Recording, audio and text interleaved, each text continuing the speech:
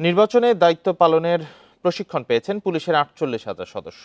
বাকি ১,০০,০০০ সদস্যের প্রশিক্ষণ আগামী ১৫ই জানুয়ারির মধ্যে শেষ হবে, জানিয়েছে পুলিশ সদর দপ্তর। কর্মকর্তারা বলছেন, সুষ্ঠু ভোট নিশ্চিতে পুলিশ বাহিনী তৎপর থাকলেও সহিংসতা রোধের দায়িত্ব এককভাবে শুধু বাহিনীর উপর বর্তায় না। আর বিশ্লেষকরা বলছেন, প্রশিক্ষণে পুলিশের মনস্তাত্ত্বিক দিকটিতে বেশি গুরুত্ব দেওয়া প্রয়োজন। আগামী জাতীয় সংসদ নির্বাচনের নিরাপত্তায় মাঠে থাকবেন পুলিশের প্রায় ১.৫ লাখ সদস্য। এ লক্ষ্যে প্রথমবারের মতো প্রাতিষ্ঠানিক প্রশিক্ষণের ব্যবস্থা করেছে বাংলাদেশ পুলিশ। ইতিমধ্যে প্রশিক্ষণ পেয়েছেন ৪৮,০০০ সদস্য। ২৪-এর অভ্যুত্থান ঘিরে পুলিশের মনোবল অনেকটা ভেঙে পড়ায় আগামী নির্বাচনে বাহিনীর সক্ষমতা নিয়ে প্রশ্ন উঠেছিল। পুলিশ সদস্যদের দক্ষতা ও সক্ষমতা বাড়াতেই এই নির্বাচনী প্রশিক্ষণ চলছে, জানালো পুলিশ সদর দপ্তর।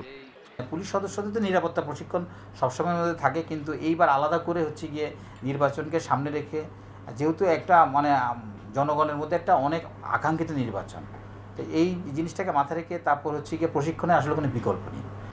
নির্বাচনের মাঠে ১.৫ লাখ পুলিশ ছাড়াও সেনা, আনসার, নির্বাচনী কর্মকর্তা সহ মোট ১৬ লাখ সদস্য বিভিন্ন দায়িত্বে নিয়োজিত থাকবেন।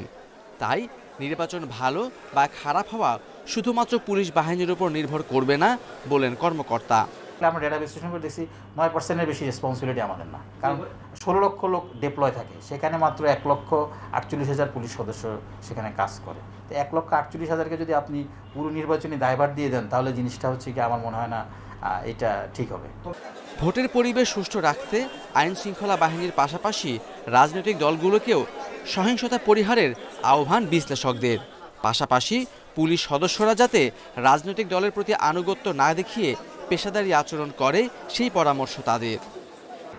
পুলিশকে দলীয়করণের মাধ্যমে তার প্রফেশনালিজমটাকে, তার মধ্যে যে পেশাদারিত্ব, এই পেশাদারিত্বটাকে ক্ষতিগ্রস্ত করা হয়েছে। এখন পুলিশকে সম্পূর্ণ পেশাদারিত্বের জায়গায় ফিরিয়ে আনতে হলে এই ট্রেনিংটা হচ্ছে তার একটা বড় সুযোগ।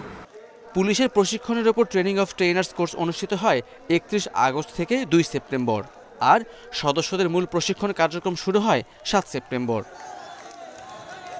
Khaled Raihan, independent news, Dhaka.